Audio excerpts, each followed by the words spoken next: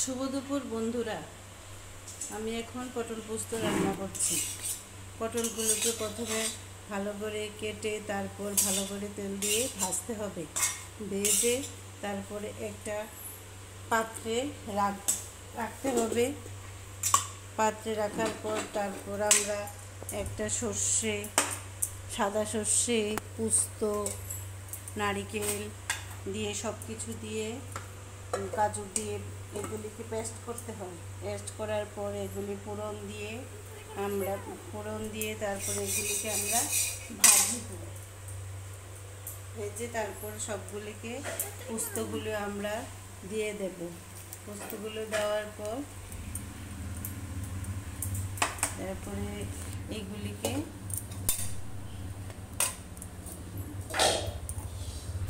তেল দিচ্ছি। আমরা এখনই তেল দিলাম কড়াইতে। তেল দেওয়ার পর তেলটা একটু আসলে তারপর 3টে শুকনো লঙ্কা দিলাম। শুকনো লঙ্কাগুলি একটু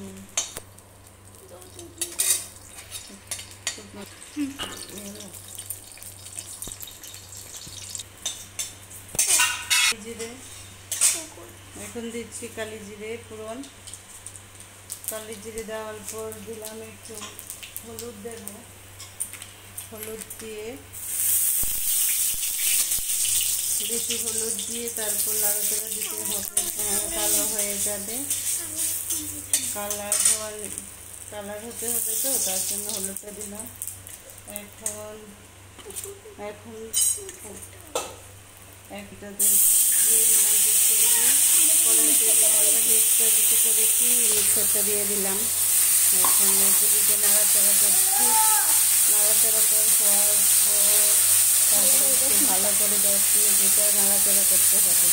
তারপর অল্প একটু জল দিলাম।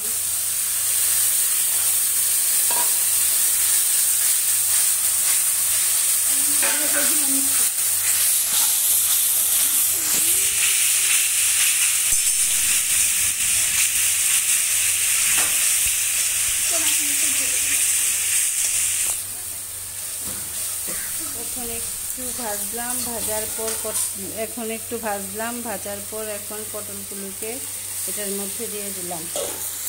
পটলগুলো এটার ভিতরে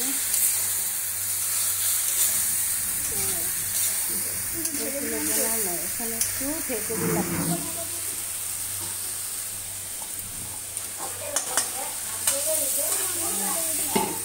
এখন আমি ঢাকনাটা তুললাম,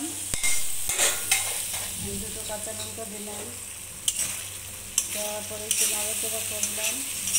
এখন একটু জল দিতে হবে।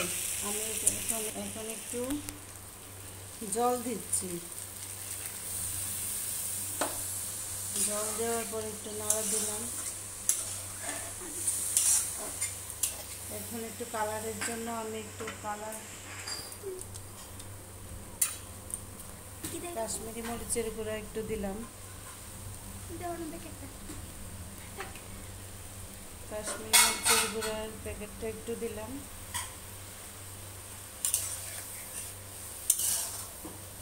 নাড়াচাড়া করছি।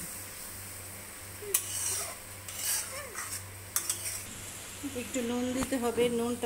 নুনটা দেওয়া স্বাদ মতো নুনটা দিতে হবে। এখন একটু চিনিও দিতে হবে, কারণ এটা তো নিরামিষ, তার জন্য অল্প একটু চিনি দিতে হবে। পরিমাণ মতো চিনি, পরিমাণ মতো নুন দিতে হবে। আমি এখন এটাকে একটু ঢাকা দিয়ে দিলাম, আর একটু ভালো মতো হয়ে নিক। তারপর হওয়ার পর ঢাকনাটা খুলে আবার দেখব। পটল পোস্ত হয়ে গেছে, এখন আমি নামিয়ে ফেলবো। এখন আমার পটল পোস্ত হয়ে গেছে, আমি এখন পটল পোস্ত নামিয়ে ফেলবো।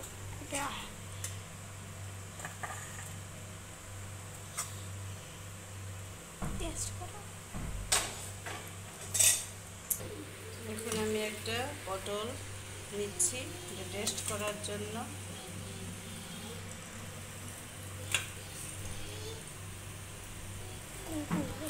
टेस्ट कर এখন আমি টেস্ট করার জন্য একটা পটল নিচ্ছি।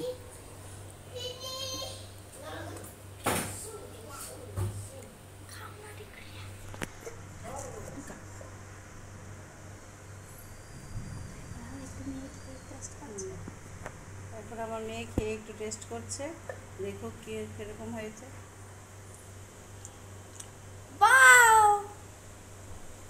খুব স্বাদ হয়েছে। আপনারা কিন্তু বন্ধুরা লাইক এন্ড সাবস্ক্রাইব করে দেবেন, আপনারাও ট্রাই করবেন, কিন্তু ভুলবেন না লাইক এন্ড সাবস্ক্রাইব করতে।